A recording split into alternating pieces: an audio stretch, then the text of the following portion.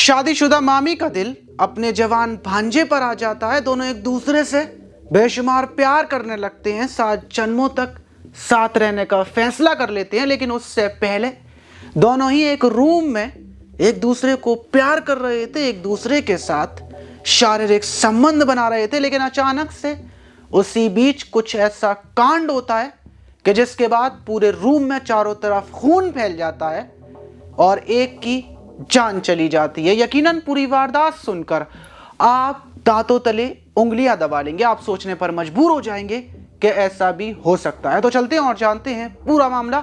Video को जरा सा भी स्किप ना तो बात कर रहे हैं बिहार के पटना के फतेहपुर की। वहां पर रहने वाली सोनम कुमारी, जिसकी उम्र 26 साल थी। सोनम की शादी 3 साल पहले वहीं के ही रहने वाले सूरज के साथ हुई थी।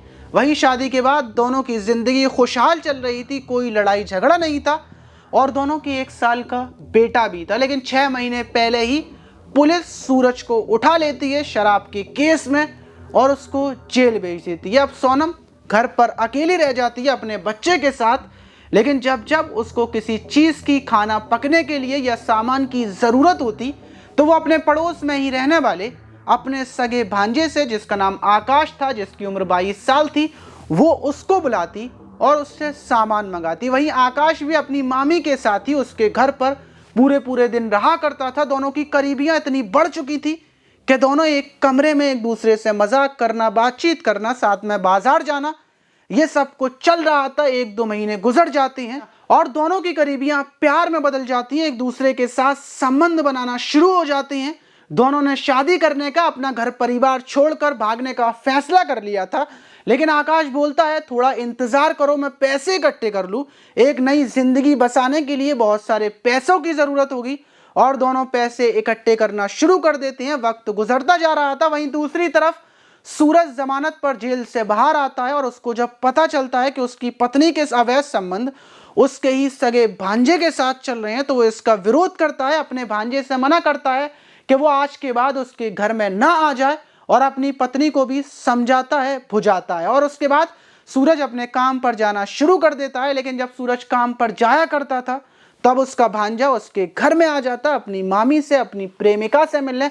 सब कुछ ऐसा ही चल रहा था। लेकिन वही संडे वाले दिन सूरज अपने घर से अपने दोस्त की शादी में जाने के लिए निकलता है। लेकिन कुछ ही देर के बाद जब वो वापस आता है किसी काम से, वो देखता है कि उसके घर का गेट लॉक है और उसको शक हो जाता है। वो पीछे से कूदकर अपने घर में पहुंचता है, कमरे की तरफ जाता है तो वो देखता है कि उसकी पत्नी अपने ही भांजे के साथ आपत्तिजनक हालत में है। वो आग बबूला होकर दोनों के ऊपर टूट पड़ता है। वो सूरज को जमीन पर गिराकर मार रहा था कि अचानक से उसकी पत्नी पीछे से लोहे का बांटा लेकर और उसके सर पर वार करती है। सूरज जमीन पर गिर जाता है, उसके सर में से खून निकल रहा था।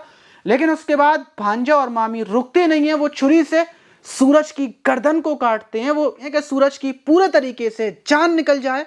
उसके बाद लाश को बोरे में रखा जाता है और जंगलों में ले जाकर फेंक दिया जाता है। वहीं पुलिस को 3 दिनों के बाद लाश मिलती है। पुलिस छानबीन में लग जाती है कि लाश किसकी है, शिनाख्त करवाई जाती है। वहीं सूरज का भाई सूरज के रूप में उस लाश की पहचान कर लेता है। पुलिस छानबीन में लग जाती है कि सूरज की हत्या किसने की है। सबसे पहले सूरज की पत्नी को पूछताछ के लिए बुलाया जाता है तो वो घबराया जवाब देती है। पुलिस को शक हो जाता है। पुलिस कॉल डिटेल्स चेक करती है, उसका पूरा बायोडाटा निकालती है तो भांजे के साथ अवैध संबंध का मामला आता है। दोनों से पूछताछ की जाती है। दोनों अपना गुनाह, अपना जुर्म कबूल कर लेते हैं। पुलिस दोनों को जेल भेज देती है। अब वो दोनों सारी जिंदगी जेल रहेंगे।